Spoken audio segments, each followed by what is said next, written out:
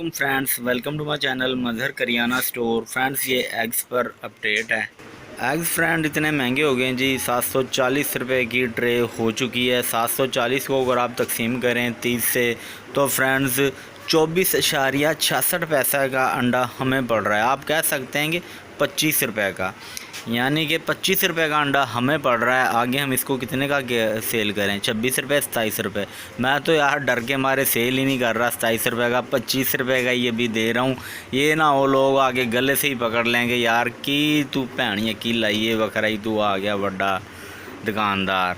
और लोग हकीकत में ऐसे कर रहे हैं यार कि महंगाई इतनी हो चुकी है कि अवाम भी ना बस से बाहर है। अवाम की समझ में नहीं आ रहा कि हम क्या करें क्या ना करें। तो बाकी ये है कि यार गर्मियों में अंडे इतने महंगे हैं तो यार सर्दियों में क्या बनेगा। तैयार हो जो, बस 50 रुपये का अंडा मिलना है।